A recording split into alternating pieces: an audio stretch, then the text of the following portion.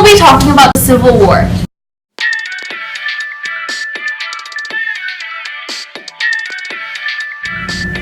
The Civil War was one of the most violent wars in U.S. history.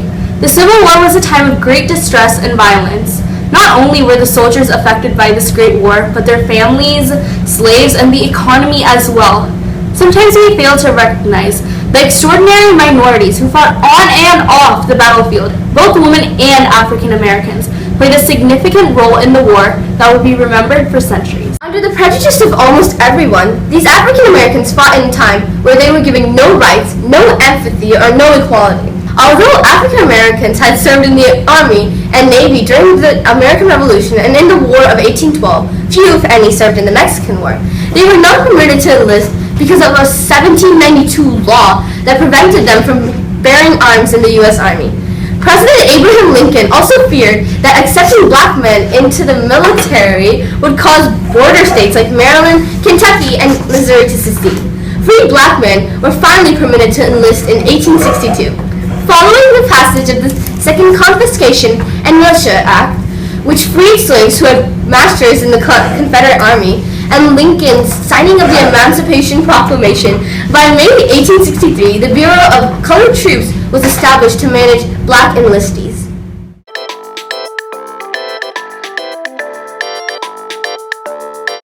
The African Americans served both sides of the Confederacy and Union. In the Union, there were about 179,000 black men, serving in over 160 units, Navy, and support positions. On the Confederate side, most African Americans were still slaves, serving mostly in labor positions.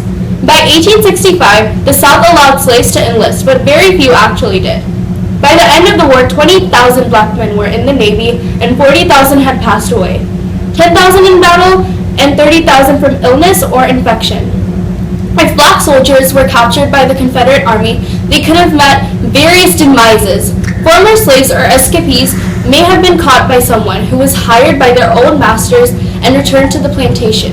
Others were shot, tortured, or left to die from battle wounds. Even as they fought to end slavery in the Confederacy, African American Union soldiers were fighting against another injustice during the war as well. They were paid $10 a month, with $3 deducted from that pay for clothing. White soldiers received $13 a month with no clothing deduction until June 1864, when Congress granted retroactive equal pay. Even in the North, racial discrimination was widespread, and blacks were often not treated as equals by white soldiers. In addition, segregated units were formed with black enlisted men commanded by white officers and black non-commissioned officers. Some of the white officers had low opinions of their colored troops and failed to adequately train them. African American men and women pursued roles assisting the Union in their fight for freedom. Fugitive slaves and freed slaves communicated with slaves on plantations to help in the fight. African American women also served as spies and helped share information with the Union and helped slaves escape from the South as well.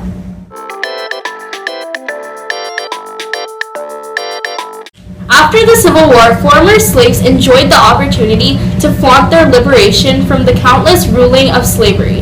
Immediately after the Civil War, they sought to give meaning to freedom by reuniting families separated under slavery, establishing their own churches and schools, seeking economic autonomy, and demanding equal civil and political rights. The Freedmen's Bureau was established post-war to assist the emancipated slaves and poor whites after the Civil War. It set up schools, hospitals, and provided housing and food. It also involved establishing education for newly emancipated people. Also, the 13th, 14th, and 15th Amendment was adopted.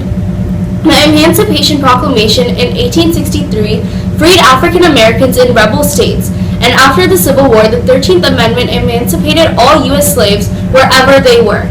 The 14th Amendment granted citizenship, and the 15th gave them the right to vote. Though the African Americans had much support, there were much more people against them. The Ku Klux Klan exercised racial terrorism, threats of violence, harassment, burning crosses, and lynching, which was when they abducted blacks and hung them, leaving them to die. The black codes were laws that limited the rights of freedmen. In the South, whites made literacy tests and poll taxes unnecessary to vote for blacks, which limited their voting rights. Vagrancy laws were also established, which limited the rights of blacks who were currently unemployed. Vagrancy laws resulted in many people becoming, in a way, enslaved again. Jim Crow laws were laws that were written for segregation, which followed the saying, separate but equal. Even after the Emancipation Proclamation, 2 more years of war, service by African American troops, and the defeat of the Confederacy, the nation was still unprepared to deal with the question of full citizenship for its newly freed black population. The Reconstruction implemented by Congress, which lasted from 1866 to 1877, was aimed at reorganizing the Southern states after the Civil War, providing the means of readmitting them into the Union, and defining the means by which whites and blacks could live together in a non-slave society.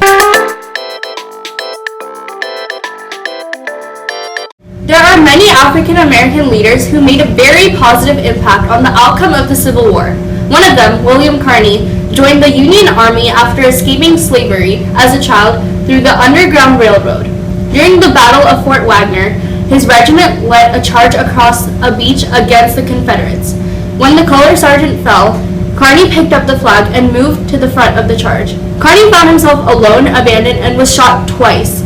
He joined an advancing regiment where he was hit by a third bullet. Carney gave the flag to another member of the 54th Regiment after being escorted to a field hospital. William Carney had been holding the flag the entire time, not letting it touch the ground once. For his heroism, he became the first African American to earn the Medal of Honor. In the December of 1863, John Lawson was assigned to the USS Hartford as a member of the ammunition crew, which supplied the deck guns. On August 5th, 1864, during the Battle of Mobile Bay, the Hartford was badly damaged by the Confederates. The entire ammunition crew was killed except for Lawson, who badly injured his leg. He was pushed to go below deck for medical treatment, but Lawson continued to supply the gunners by himself. This was a 6-man job, and Lawson now only had one good leg, which he was awarded the Medal of Honor for his heroism. So here's us. Though women were still not considered official citizens during the period of the war, they played a rather large role during the war, both in the field and at home. There were so many women who made direct contributions in the war, but there were also women who didn't participate in the war that made a difference. When the husbands, brothers, and sons responded to the call to arms, their wives and daughters took up their roles in the farms and houses to keep them running. Women who held slaves also had to take over the job of rebel slaves who left with Union soldiers. Many of the women were heavily dependent on each other and on their farms to keep their farms and homes running. Near the battlefields, their suffering was greatly increased, since soldiers from both sides often raided the farms and took corn, livestock, wood, and other provisions. Because of this and the rapidly deteriorating situation in rural areas, a copious amount of southern women became refugees. They were forced to leave their homes and flee to deep southern cities in hopes of finding work or supplies. While working in the fields and taking local industry jobs, they provided Confederate troops with food, uniforms, and other necessities, excluding poor white women who were far more vulnerable to the aftermath of the war. They were desperate to ask the government for food and supplies or the exemption of their loved ones from service, but they weren't met with a response until the middle of the war through the sporadic distributions of corn, grain, and occasionally money. Unfortunately, wisely deserters or men who left for the Union Army were not granted this relief. On the contrary, elite white women initially showed great support for the war, encouraging their men to fight for the Southern cause. Following that train of thought, it became a common event for a single woman to publicly declare they would only date or marry men who would volunteer for the army. Despite the hardships these women faced, most forget the troubles that befell African American women and how it parallels the white woman's own struggle. After the public announcement of the Emancipation Proclamation, Union soldiers freed several African American slaves in the South, though some chose to stay behind and bargain with their masters for better privileges. But the women didn't have as many employment options as the men, such as joining the army, so they made up most of the contraband camps, which were temporary settlements near the Union camps. There they faced challenges such as hunger, lack of warm clothing and shelter, abuse from soldiers, and general life in a war zone. But they seized the opportunity to learn how to read and write. Post-Bellum America promised former enslaved citizens freedom and equality to their white counterparts. In spite of this, they faced institutionalized racism, causing those with little or no education or money to receive no help from the government and to right the wrongs that were done to them. Simultaneously, they also faced racism from the North, yet luckily found support in the African American communities and settlement houses. They knew that though they were declared free, it wouldn't be long before they actually stood as equals in the white society. On the other hand, white women felt conflicted during the Reconstruction, mainly due to the addition of the 13th, 14th, and 15th Amendment. While basking in the relief of having their loved ones home or grief of lost family members, white women were infuriated that African American males, part of a race considered inferior to their own, were being granted the right to vote, while they could only dream of gaining such a privilege. Men, though, believed that their time away had caused the women to be too managed, and instead wanted them to go back to the historical feminine charm. Some men understood that the women had been left to take care of their wives and their children while the war was fought, but majority didn't share said view.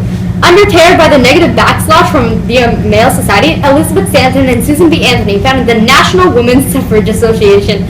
The NWSA was a multi-purpose organization that opposed the 15th Amendment because it gave black men the right to vote and not black or white women. Additionally fought for several women's rights. More than 400 women disguised themselves as men and fought in the Confederate and Union armies during the Civil War. Some women served as spies. For example, Elizabeth Van Lew, the head of an entire espionage unit, was based in Richmond. With the help of her servants, including Mary Bowser, an important spy in her own right, Van Lew sent coded messages to Union officers, often using invisible ink and hiding the dispatches in hollowed-out eggs or vegetables. She convinced new members to join her covert ring, including a high-ranking official at Libby Prison. During the war, women started to take on jobs that men would usually do. They started to be more independent. Some worked on the battlefields, tending to wounded soldiers.